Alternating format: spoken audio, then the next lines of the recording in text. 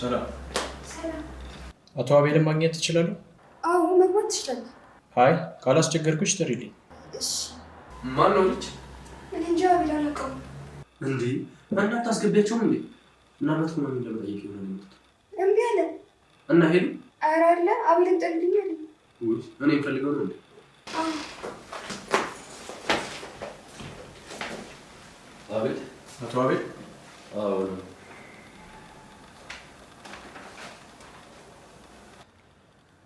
ይቅርታ አልገባኝም።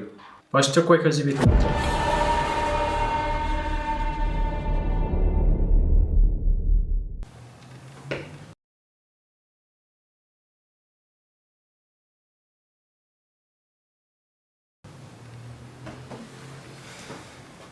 ናንቴ አልነበረ እኮ ከጎኔ መሆን የነበረብሽ።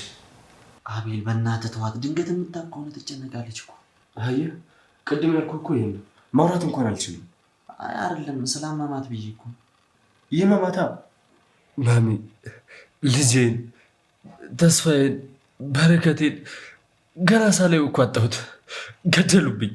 ማሚ ገና መስኪኝ ሳልጨርስ መምጣቱን እንኳን ሳላይ ሄደብኝ። ማሚ እባክሽ የሆነ ነገር በይ። አልሞተም ህልም ነው በይ። ከዛ ከእንቅልፌ ቀስቅሽ። ሰላም ጤና ይስጥልኝ ውድ የርብቃ ድራማ ቤተሰቦች እንዴት ናችሁልኝ? እንኳን ወደ ቻናሌ በሰላም መጣችሁ። እንግዲህ ርብቃ ክፍል 28 ላይ ርብቃ ልጇን እዩ መድኃኒት አድርጎ በውሃ ሲሰጣትና ከዛ ግን ቆይቶ ደም ሲፈሳት አይተን ምናልባት ይሄ ነገር በህልሟ የቃዠችው ነው ብለን ነበረ። ነገሩ ግን እውነት ሆኗል። እውነት ለመናገር ይሄ ፍትሐዊ አይደለም። ማለት ምንድን ነው የምንማረው አሁን ከዚህ? በፍጹም የርብቃ ልጅ መሞት አልነበረበትም። ተንኮለኞች ሰዎች ስራቸው፣ ሴራቸው ከሽፎ ነበር መቅረት የነበረበት እንጂ እንዴት ነው እነዛ ሰዎች ያሰቡት እቅዳቸው ሊሳካላቸው የቻለው? በጣም ነው የሚያሳዝነው። የምር የርብቃ ልጅ መሞት አልነበረበትም። የመጥፎ ሰዎች ምኞት ሲሳካ ነው እያየን ያለ ነው እዚህ ድራማ ላይ ማለት ነው። እዩ በጣም መጥፎ ያልታወቀበት። እኔ በዚህ መጠን ሰው እንዴት ያስመስላል? ቆይ ሰው እንዴት አሁን እንዴት እንደሚቀያየር አሁን ሰይጣን ይሆናል ማለት ነው። እና ከሰው ፊት ሰው ነው የሚመስለው፣ ከጀርባችሁ ግን በጣም ሰይጣን፣ በሰው ሀዘን የሚደሰት አይነት ቆሻሻ አይነት ሰው ነው።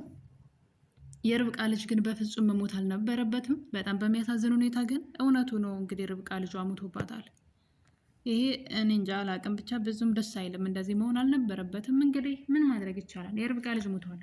የርብቃ ተታላ ምናምን አይደለም እዚህ ጋር። በነገራችን ላይ ርብቃ በየትኛውም መንገድ ቢሆን እዩ ሊያጠቃት እንደሚችል ግልጽ ነው። ለምን ታምነዋለች። ይህ ግን ምንም ልትጠረጥረው የማትችለው ነገር ነው። በቃ መድኃኒት ልትወስድ ውሃ ፈልጋ ነው፣ ውሃ ውስጥ ነው የተሰጣትና ምንም ልትጠረጥር አትችልም።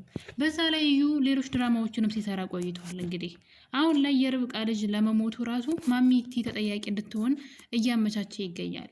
በባለፈው ታግታ ያለ ሆን ብሎ የማሚቲን የጆሮ ጌጥ በመውሰድ መኪና ውስጥ ርብቃ እንድታገኘው አድርጓል። ርብቃ ደግሞ የማሚቲን ጆሮ ጌጥ ስላየች አሁን ላይ ስለመታገቷም ስለ ልጇ ሞትም ማሚቲን ተጠያቂ ልታደርጋት እያሰበች ነው።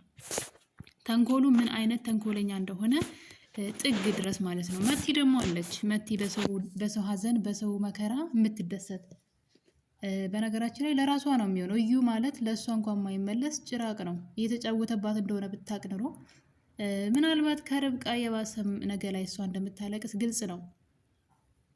የቤት አጋዣቸው ደግሞ በጣም ነው ያሳዘነችኝ። የምሬ ነው የምላችሁ። በጣም ቅን ልብ ነው ያላት። እያስፈራራቻት ስለሆነ ነው እንጂ መቲ በቤተሰቦቿ ልቧ በጣም ቀና ነው። በእርግጥ እሷም ምግብ ጨምራ ሰታት ነበረ። እኔ እኮ ያልገባኝ ነገር የዩ የክፋቱ መጨረሻ ደግሞ እንግዲህ በመቲ በኩል ምግቡ ተሰጥቷት ነበር ለርብቃ። ቢያንስ እሱ ከተጠያቂነት ለመዳን ያንን በልታ ልጇ እንዲሞት አላደረገም። ራሱ ነበር የተበቀላት።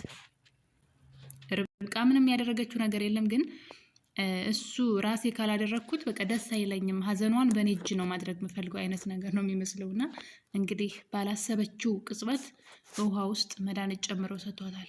ይህን ነገር የቤት ሰራተኛቸው ስሟ ስለማያዘኝ ነው ይቅርታ፣ የቤት አጋዣቸው ይህን ነገር አስታውሳለች።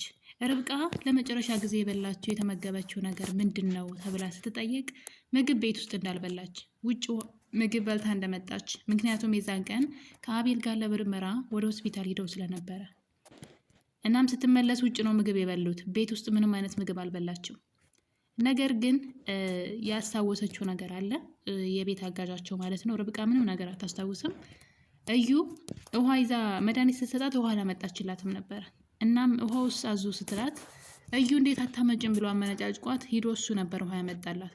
እሱን ውሃ ወዲያው እንደጠጣች ነው ከሳሎን መኝታ ቤት እንደደረሰች ነው እንደዛ የሆነባት። እና ያው ቀላል ነው እሱን ለመጠርጠር ምንም ሩቅ አያስኬድም።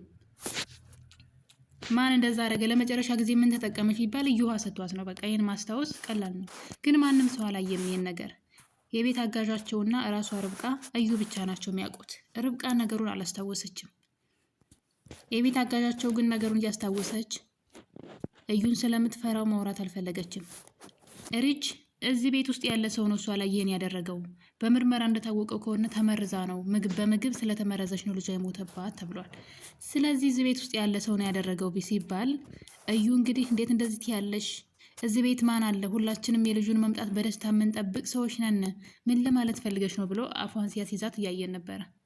እንግዲህ ርብቃ ልጇ ከመሞቱ በፊት እዚህ ቤት እኔ ደስተኛ አይደለሁም፣ ደስ እያለኝ አይደለም፣ ከዚህ ቤት ልሂድ ብላ በተደጋጋሚ ጠይቃው ነበር አቤልን። አቤል ግን ከዚህ አትሄጂም አላት።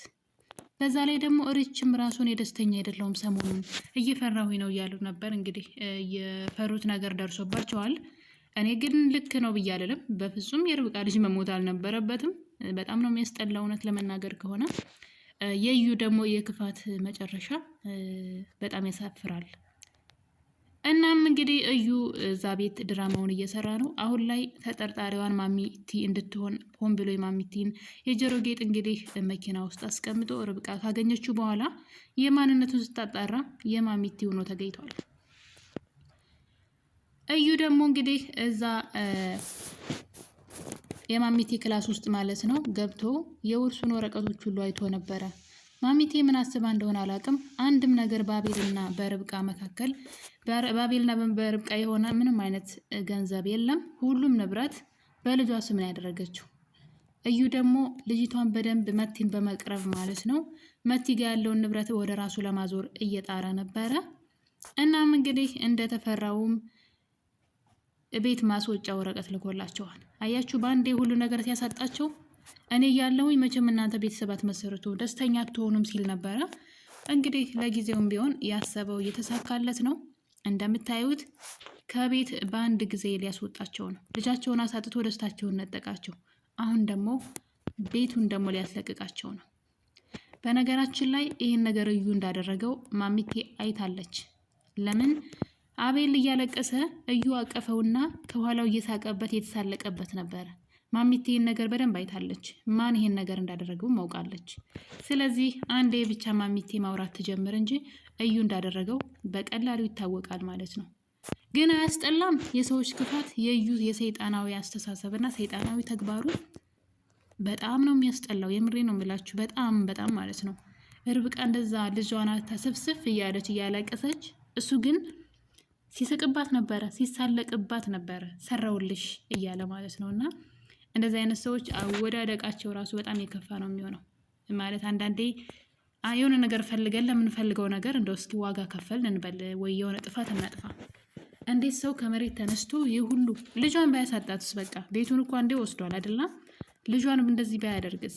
እና እንዴት አይነት ክፋት እንደሆነ ብቻ እኔ አይደል ነው። ብቻ የርብቃ ልጅ መሞት ነበረበት? ከባድ ነው። አልነበረበትም። ሲጀመር ልክ አይደለም። ደራሲው ያደረገው ነገር ልክ አይደለም። በፍጹም ልጇ መሞት አልነበር። ታዲያ ለመስከዚህ ጊዜ ድረስ መውለጃ እስኪደርስ ድረስ ታዲያ ለምን ቆዩ? ማለት የምታጣው ከሆነ ማለት ነው። እና በጣም ነው የሚያሳዝነው የምር። እና በአንድ ጊዜ እንግዲህ እዩ ሁሉንም ነገር እያሳጣቸው ይገኛል። ቤት እንዲወጡ የመጥሪያ ወረቀት ልኮላቸዋል። በጣም ነው የሚገርመው። ምክንያቱም የዚህ ሁሉ ተጠያቂዋ ደግሞ ማሚቴ ናት።